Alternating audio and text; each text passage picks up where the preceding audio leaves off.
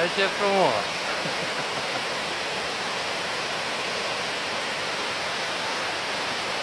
Dar nu ia pe mult acum, n-are de ritm mare.